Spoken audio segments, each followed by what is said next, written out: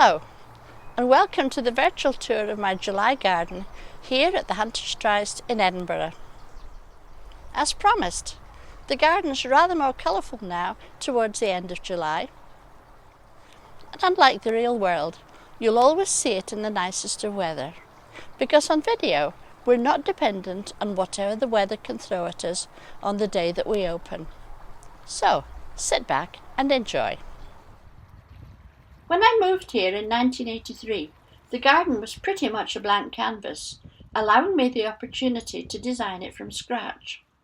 So at that point, the basic plan to have a strong structure of shrubs and trees, supported by as many colourful herbaceous perennials as I could fit in, was established. As the herbaceous garden really comes into its own here in July, we're beginning to see a much more colourful flower display this month.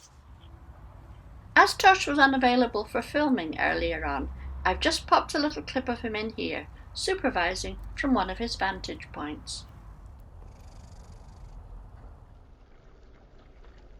The flowers of Phlox paniculata come in purples, pinks and whites on strong upright stems. This white variety has lovely bright green foliage starting as early as January, great for creating bright patches in an otherwise dull winter flower bed. This magnificent blue hydrangea is the very first hydrangea I bought for this garden in 1983. It came all the way from Cornwall in the back of my father's car and has remained this fabulous sky blue colour to this day. I planted it with lots of ericaceous compost to help maintain the acidity that it likes. I've had this stunning little Eryngium or sea holly variety Picos blue for quite a few years in different areas, but at last it has found its favourite spot in the sun and is now doing really well there. I love this delicate wispy mix of pinks, whites and blues that you can see in this bed. Lots of blue Nepeta and Campanula with a bright splash of pink Dianthus. This remarkable red rose must be over 60 years old and is such a survivor. Isn't it a glorious colour? One of my favourite plants in flower this month is Salvia Radio Red.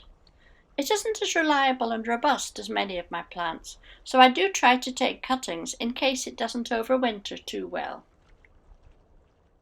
We're all familiar with Geranium or cranesbill, very reliable plants, but this variety, Geranium Rozanne, is particularly good as it flowers for such a long time, unlike the other varieties.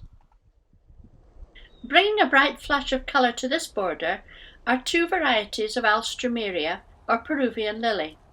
The red variety is called Mars, and the very exotic yellow, pink and orange one is quite appropriately called Indian Summer. In recent tours round my garden, you saw some early clematis. This is probably the one that flowers the latest in my garden, Clematis Jackmanii. And this much shorter variety, growing in a pot, is called Clematis Rhapsody.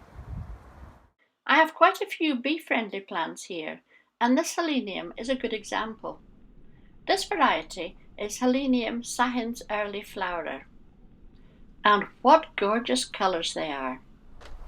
Well, I do hope you enjoyed this month's virtual tour. And, again, there'll be another tour in August, so I shall look forward to seeing you again. Thanks for watching. Bye-bye.